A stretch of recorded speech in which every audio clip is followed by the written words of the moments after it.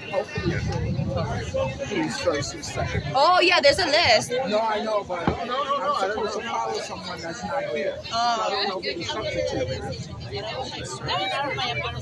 Yeah. Yeah. Buenas tardes. Good afternoon. Everybody get over here real quick so we can start because it's about to rain. And we want to get dry home, you know? All right. We're going to be fine.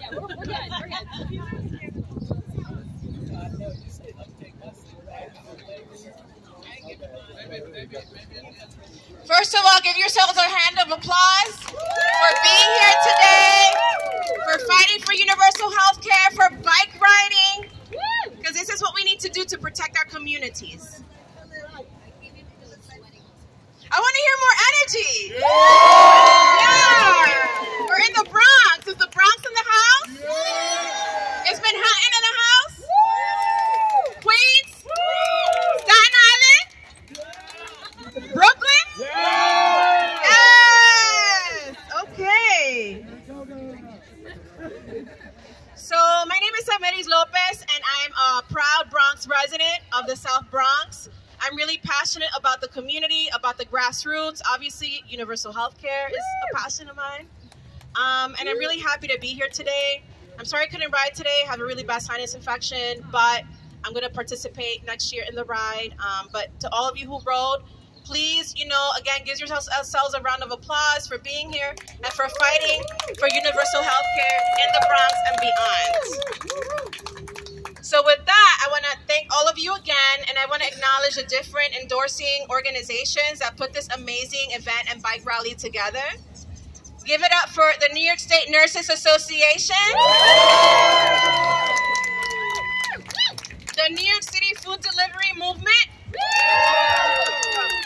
el Movimiento de Repartidores de Comida de la Ciudad de Nueva York, Northwest Bronx Clergy Coalition, the Democratic Socialists of America Healthcare Working Group, the Campaign for New York Health Act, NIPAN, Physicians for a National Health Program, the Undocumented Women's Fund, More UFT, the Bronx Transportation Alternatives. Special thanks for getting us the city bags that we needed to roam around the streets of New York City. Thank you, TA, for that. Northwest Bronx Indivisible. CD16 Indivisible. And we want to thank the stage builders, John and Russell, and the food team, Enrique and Regis, and the Rude Mechanical Orchestra for bringing the music and the passion today. Adelante. Let's hear that music. So thank you again for joining together in our fight to put people over profits, because this is what this is about. And all power to the people, todo el poder al pueblo, y el pueblo nunca jamás será vencido. So why are we here? We're here because the Bronx is the poorest congressional district in the entire country. There's a lot of diabetes, there's obesity, a lot of different issues impacting the community. But a lot of us don't have universal health care. So this is what this is about, to make sure that we put people over profits and that we fight for universal health care. Right. So that we can stop dying, so that we can get access to the health care that we need, so we can live and thrive in our communities. So todo el poder al pueblo. Todo el poder al pueblo. Okay. So the importance of bike ride and rallies like this is to raise awareness, to bring community together, to build a multiracial working class coalition that centers the most vulnerable in our communities, the undocumented community, Black and brown immigrant communities that are bearing the brunt of lack of access to universal health care. And this is why we fight. Because when the most vulnerable communities benefit, we all benefit. So as we know, healthcare, having access to it is a matter of life and death, right? You know, we've lost family members. Enrique, for instance, our cook, lost his uncle, and Scott, his son, and they were denied treatment because of lack of insurance, because of corporate greed, because people want to put profits over people. And again, this is what this movement is about, is to put people over profits. That ain't right. That ain't right. That ain't right. So now we're going to do a little chant. So, fight, fight, fight. Healthcare is a human right. Fight, fight, fight. Healthcare is a human right. Fight, fight, fight.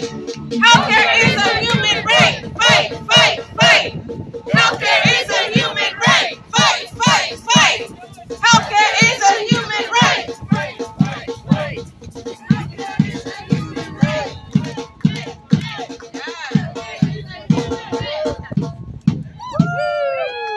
All right, so our first honorable speaker is Sonia Lawrence, who is the president of the Health and Hospitals Mayoral's Executive Council, director at large for the New York State Nurses Association, and president of the local bargaining unit at Lincoln Hospital. A big round of applause for Sonia Lawrence.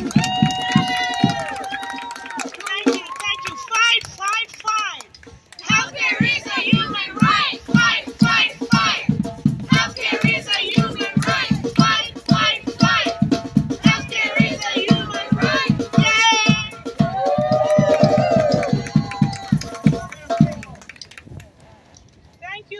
Thank you for being here. Woo! Good afternoon. Thank all of you for being here. My name is Sonia Lawrence, and I am the president of H&H Mayoral Executive Council, the president of the LBU here at Lincoln Hospital. Yay. I am a NISNA board of directors, and I am a nurse here at Lincoln for 28 years. I was one of those who came to Lincoln back in 1994 for the experience as a new nurse because I could not find a job anywhere despite having a degree. I was told I had to stay for 2 years, and that was my intention. But God had another plan, and I am still here after 28 years. Because I have found a family connection with those that I work with and the people we serve right here in this community. The community around Lincoln Hospital has always been struggling and fighting for just health care. As far back as 1970, Lincoln Hospital played a significant role with the Young Lords and community. The Young Lords targeted this hospital because they understood that healthcare is a fundamental human right, and that they were being denied in this community. How is it possible that over 15 years later, and after a deadly pandemic, we are still here, needing to struggle out here in the streets, in the same location the Young Lords did for such a basic human right? How many ways must we demonstrate how deadly the lack of equitable and accessible quality care is for our communities? You know it like it is. The actions of the Young Lords resulted in the creation of the Patient Bill of Rights. And still, over 50 years later, we have no rights or access to equitable quality health care. That ain't right. That ain't right. Fight, fight, fight, because that ain't right. We need fair and publicly funded health care for all. Right. H&H is the closest thing we have to a single-payer system. We take care of every New Yorker, regardless of color, sexual orientation, gender identity, documentation, undocumented, insured, uninsured, underinsured, or ability to pay, or even your zip code. As you likely know, your nurses in the amazing H&H system, all 6,500 of us across the city, are in a fierce contract campaign. We are demanding a fair contract that reflects the dignity and fairness with which we wish to be treated. Staffing has never been worse, and the disparities have never been greater. Pay the nurses! Pay the nurses! Pay the nurses! Pay the nurses! Pay the nurses! So far, the city has in no way indicated that they will offer an agreement that we need and can bring to our members without infuriating them. Our city hospitals are the backbone of healthcare. You come for medical care, but you stay for nursing care. We cannot have hospitals without nurses, frontline staff, and essential workers. Our public hospitals are in jeopardy. We need to save our public hospitals now. We are ramping up our campaign. So please, please, please stand with us in solidarity as we demand a fair contract that treats H&H nurses with the respect we have earned and improve patient care and outcome.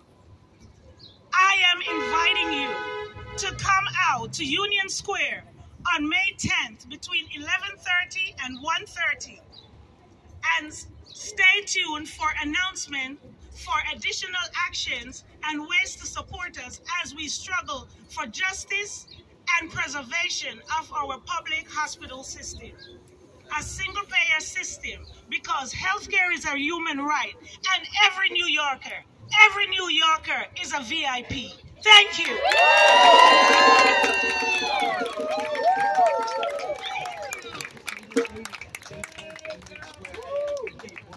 May 10th, Union Square. Save the date so you can join all the wonderful nurses of NYSNA to fight for human rights.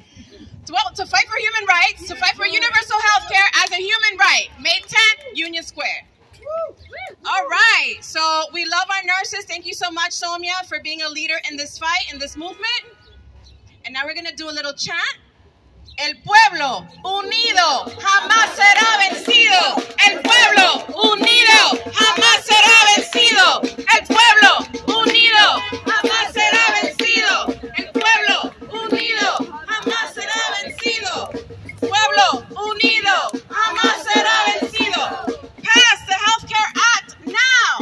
Pass the Healthcare Act now. Pass the Healthcare Act now. Okay. So our wonderful speaker is someone that I have the honor of knowing. Her name is Toby Buford. She's from the Bronx, New York Progressive Action Committee of New York.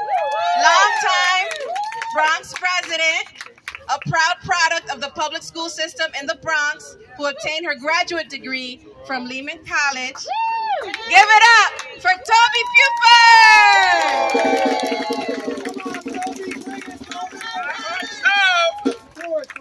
So, how's everyone doing? Hope you all are doing well. So what do we want? When do we want it? Now. What do we want? Healthcare. When do we want it? Now. Pass the Health Care Act now. Pass the Health Care Act now. Pass the Health Care Act now. So, we are not going to let up. We are going to stay the course. Universal health care is for all of us.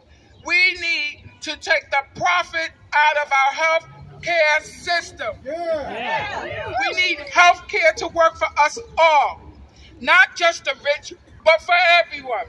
No matter the income, no matter the skin color, no matter the immigration status, no matter the religious affiliation, no matter the medical condition. Health care is a right.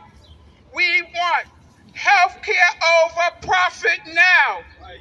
We need the New York Health Care Act to ensure that we can feed our families so that we don't have to choose between baby formula and high blood pressure medicine.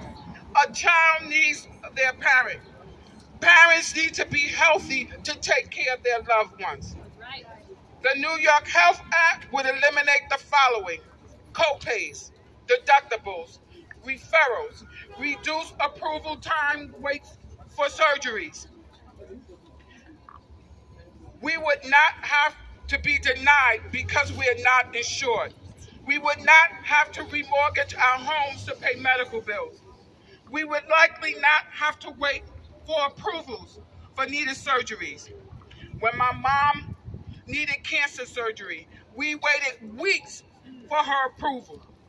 We waited another 3 weeks for her to be approved for chemo. We waited a total of over 6 weeks, which is more than 1.5 months for the approval process to end. This resulted in lots of anxiety for all of us. To this day, we are not sure if the waiting time was a contributing factor that led to complications surrounding her care, thus her death. So the question is, what's the holdup? Why delay the opportunity to improve the quality of New York's citizens? We need our elected officials to step up their game and bring the Health Care Act to vote. Right on. Yes. Affirming the bill would be making it law, which means that New York State would be the first in this union, to grant universal health care to its citizens. We would be able to show the states how to get it done. Show other states it's possible to bring universal health care to their citizens. So what do we want? Our elected officials to pass the Health Care Act. Say it with me. Our elected officials to pass the Health Care Act. Our elected officials to pass the Health Care Act. Thank you.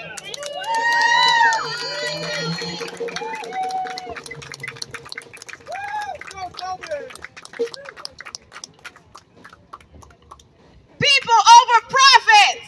People over profits!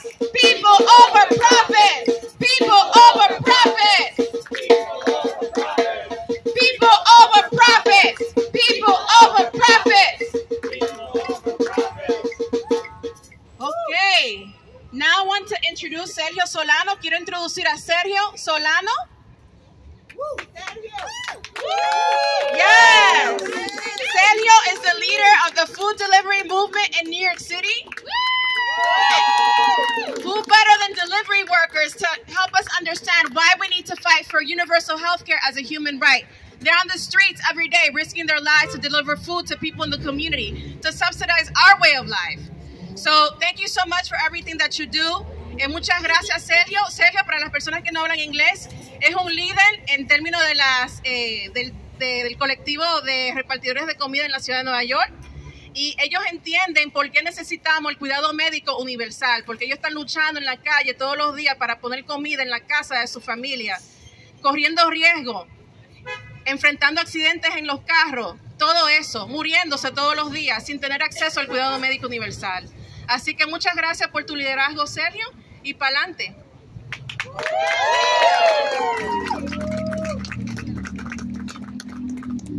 So, also Sameli helped me to translate to English. So, the one I say is thank you all the support you guys do for us, because we are like a part of the city. We work in the city, so that's why it's important for us this, because we don't have like nothing. We don't have insurance. In this hospital, we lost one of our friend like last year, because they don't have insurance. They stayed there like 2 weeks and then he passed away. So that's why this fight is like this is strong for us, because this is too much for us, because we come from the Mexico, we come from Guatemala, we come from the other countries to support the city, the economy for the city, but we had to support our family. That's why we can. We are part of the big immigrant community in this city. So, you know, when by me last time, Samali and Kevin, the other guys, last year we come here the first time. Now this is the second year. So we are, you know, we are the mostly thing we had is we fight for all injustice, for all things is we need it. The thing we need to do is fight. We can stop, but we do this together. I think the main point is we do this everything is stronger. That's why thank you guys for support. So that's why we're looking for the warranty, the healthcare for all immigrants, all people, Spanish, no Spanish, all the race. We are welcome this city. So we said thank you to the city, but if the city has something for us, we are welcome. So we want it. We want all this healthcare for everyone. I know you guys. Maybe we know we have like a group, mostly Spanish group. We call New York City Food Delivery Movement, Movimiento de los Repartidores de Comida. That's the thing we do. We do the job. You know, we don't ask for money. Only we ask for job. So that's the thing we come for. So that's why I say thank you for all the support. Thanks, Amalis. So thank you guys. Now we live in the Bronx, but we work in the Manhattan. But we are here today. Yeah. So the most point we do is support our friends, support our family. That's why we like to come here. So we like to come here. So and say one each. You guys say thank you and thank you for this time. Thank you for the speak. Thank you. Gracias, Sergio. Adelante, Sergio. Let's give a big round of applause for Sergio and the food delivery movement. A bigger round of applause.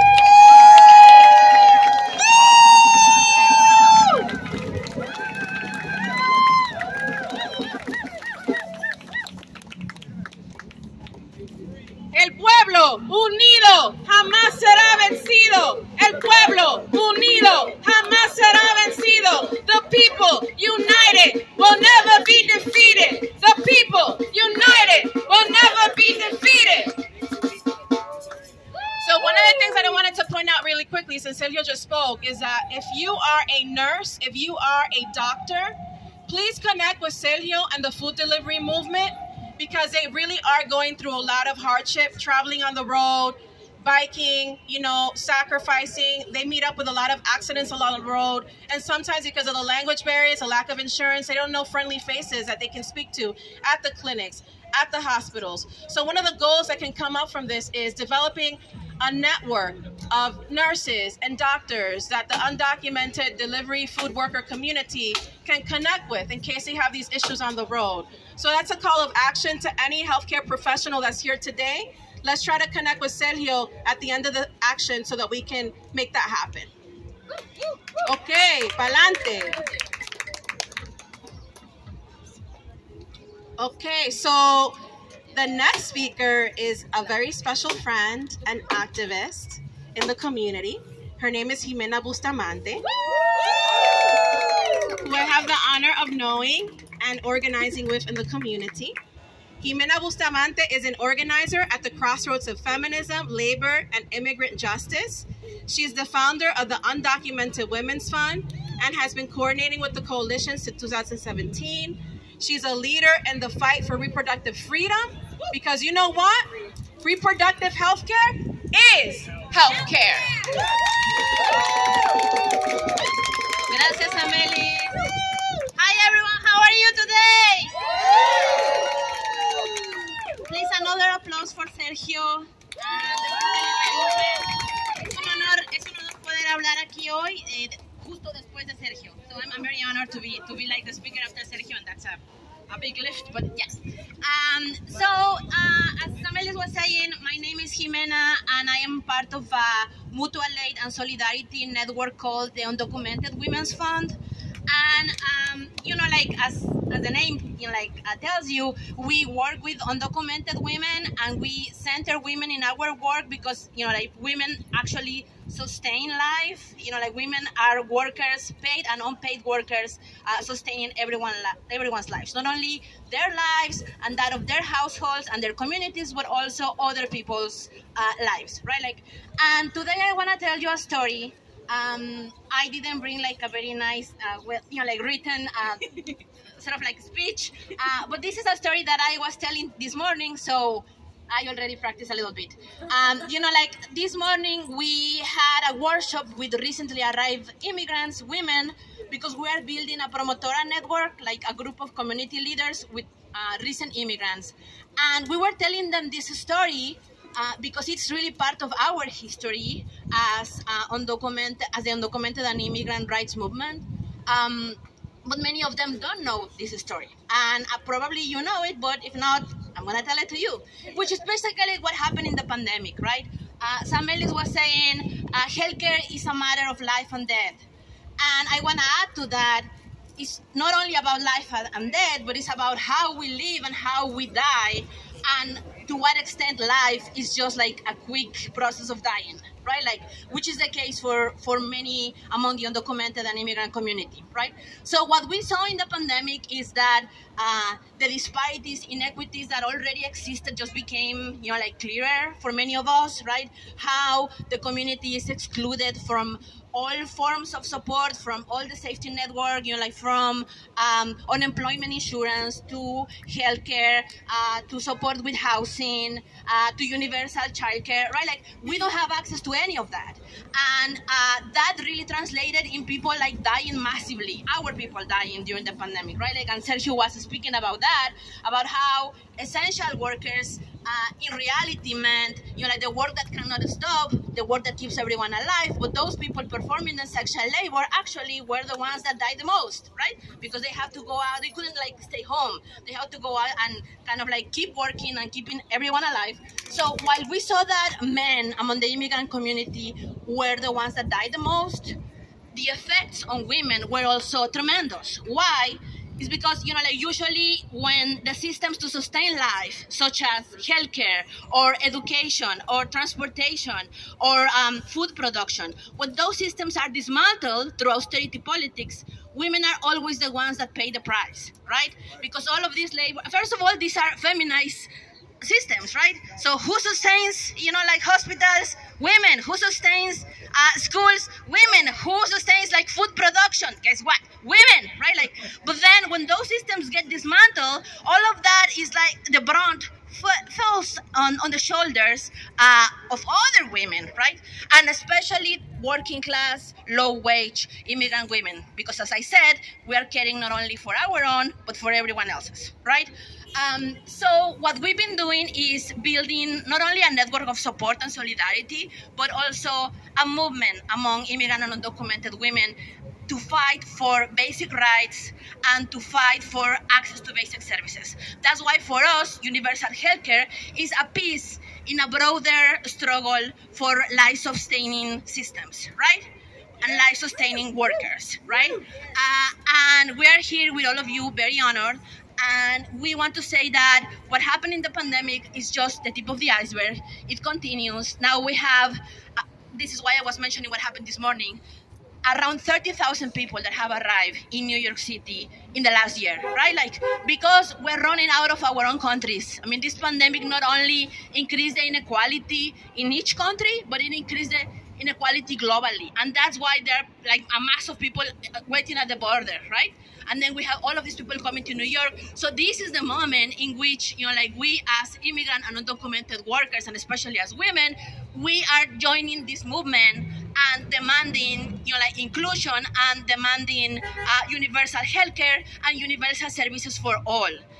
And we cannot, keep waiting, because we have already been dying, and there are so many of us, or more of us right now in the city, and we want to see that as a strength, not as a weakness, right? So that's all, everything that I had to say, and I'm gonna repeat. Earl asked me for a chant in Spanish, but everyone is doing El Pueblo Unido, sorry, Earl, so So I'm gonna do it too. Okay. Entonces, el pueblo unido jamás será vencido. El pueblo unido jamás será vencido. El pueblo unido jamás será vencido. Gracias.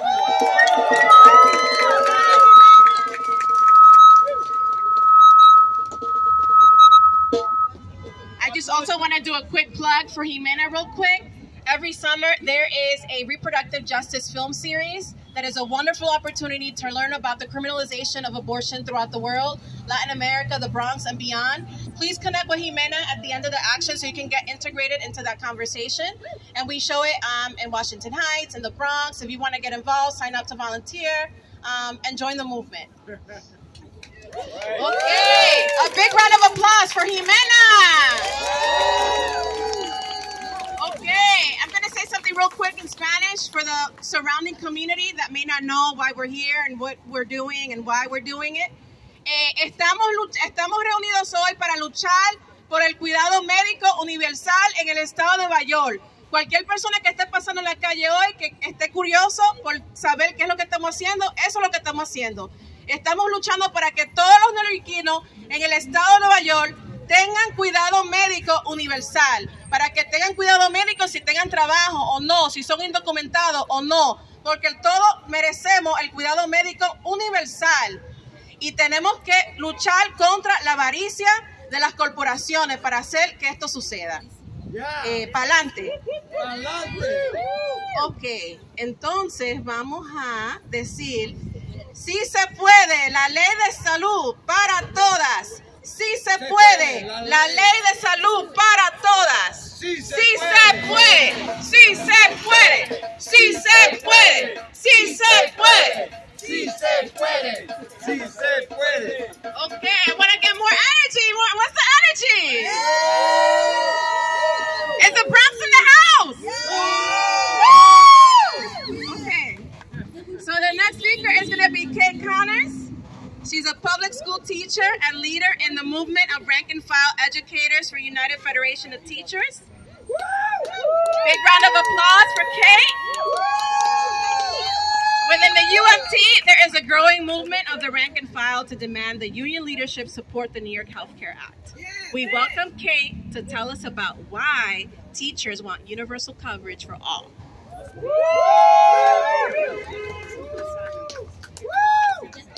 Thank you. Thank you for everybody for coming.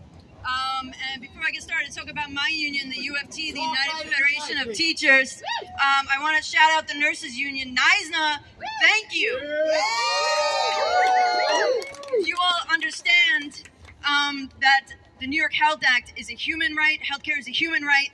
The healthcare is good for New Yorkers and is good for unions. Sorry, I'm stumbling a little bit because I'm a bit nervous. Thank you for the support. I appreciate that.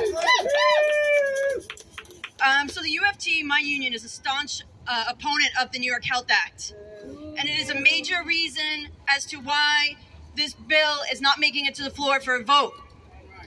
And that's a tremendous problem. To make matters worse, Michael Mulgrew, president of the United Federation of Teachers, yes, very much boo, is forcing retirees onto a Medicare Advantage program that was snuck into contract negotiations in 2018, where for a modest increase in raise, we offered up the diminishment of retiree health care, which is going to be completely detrimental. We know our retirees now will have a narrower provider network. We know that there will be more denials of prior authorizations than if they continued on their traditional Medicare, which was promised to them when they took the job as a part of their benefits package. In addition to that, we've seen for active members of UFT, the copay costs increase higher and higher and higher. To go to the hospital, it is now $150. And that's just walking through the door. You don't know the cost that will come after that. Right. There was, that's right. Not a couple years ago, I had to go to inpatient assessment, EEG. So I had to spend about 5 days in the hospital. I did get the prior authorization. I was able to go in. I got the care I needed. A bill came later on for $9,000 because while the hospitalization was covered, the doctors who provided the services did not accept my insurance. I was able to negotiate that down, but I did still pay, I believe, $900 for those services.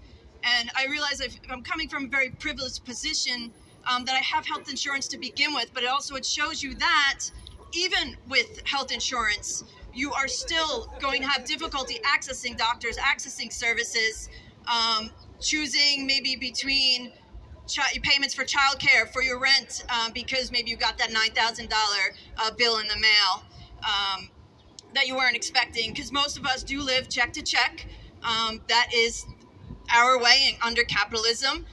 We are exploited, and all our money goes to not our pockets, sadly.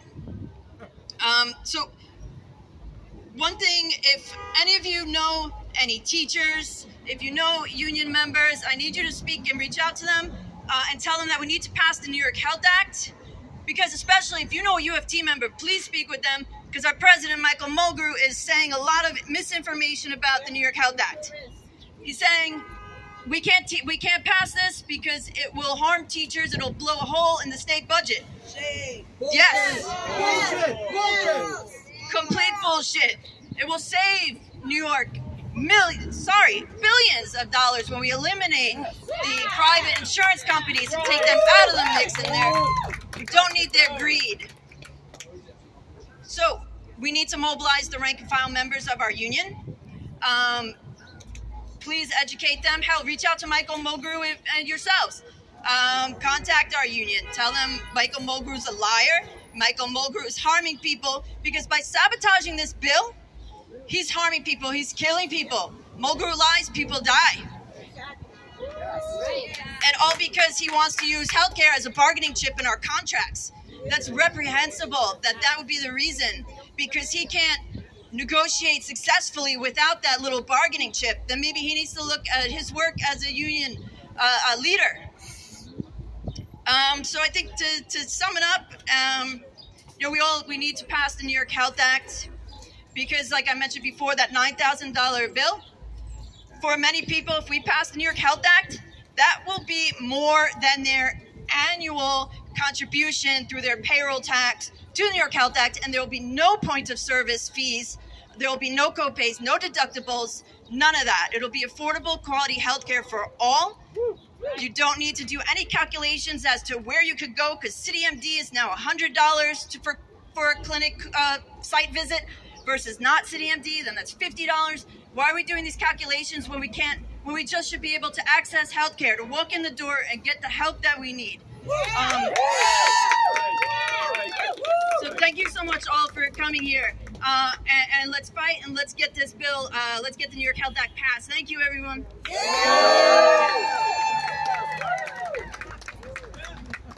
Big round of applause for Kate. All right, everybody in, nobody out. Everybody in, nobody out. Everybody in, nobody out. Everybody in, nobody out. Okay, so before I introduce the next speaker, I want to do a quick call to action. You see this little postcard I have? You see it? Yeah. So whenever you get a chance throughout the action, come to that little table that you see there and sign up so you can get involved in this conversation and this movement to secure universal health care in New York State. Clap if you're going to do it. Yeah. Already did it. Yes. Okay. So the next speaker is Dr. Katie Collod. Dr. Betty Collod, who's part of the Physicians for National Health program and is a primary doctor who's made her home in the Bronx.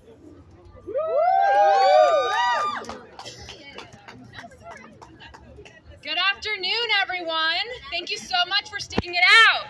My name is Dr. Betty Collod, and I'm on the Christians for National Health Program, New York Metro Chapter, and on the Northwest Bronx Community and Clergy Coalition Health Justice Steering Committee. I specialize in primary care, prevention, and the health of people who use drugs. Lovely people, sisters, grandfathers, friends, and co-workers who experience some of the most shameful neglect when it comes to healthcare and social services. I am watching the fabric of our society come apart as my patients slip through. The Bronx knows that the people, the community, know what is best when it comes to our health. Our healthcare system has lost its way. And now I spend more time billing insurance companies than listening to and examining my patients. Raise your hand if your health concerns have been ignored by a provider who is too busy checking boxes on a computer to stop and ask what you need. Yep. Everybody, yeah. That ain't right. As long as insurance companies, hospital executives, and legions of healthcare consulting firms get paid, we call it healthcare. Even if people can't access basic services like pregnancy care and mental health. The Bronx knows that here in Mott Haven, a human being dies of drug overdose approximately every minute. This is an emergency, but our hospitals are fighting over profits instead of stepping up to save lives. My patient Anthony hit his lifetime limit on insurance coverage for addiction treatment in the hospital. Our healthcare system told him, "Too bad you couldn't get psychiatric care," and started treating yourself with a heart-toxic mixture of alcohol and cocaine, and not to mention the fentanyl that's mixed in. Too bad you're now drinking 2 liters a day and your son has to watch helplessly while you have seizures. You have reached your lifetime limit for insurance coverage. Case closed. His union fought for that coverage. They put wages and workplace safety on the bargaining table to get that coverage. But now Anthony is uninsured when it comes to the illness that will ultimately kill him.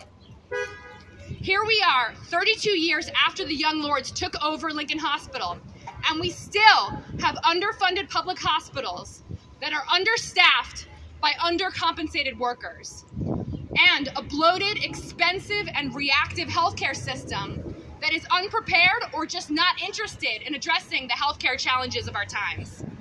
But like the Young Lords, we are here because we dream of a better way. We will shed our racist, greedy, and impotent healthcare system. Together, we will build a universal single-payer system. We will spend our riches on the most precious resource, maintaining the health of all, so we can all be stronger as a community. Call your state assembly members and senators and tell them, we demand the New York Health Act. Then, Then take the next step. Talk to your friends, talk to your neighbors, talk to your co-workers.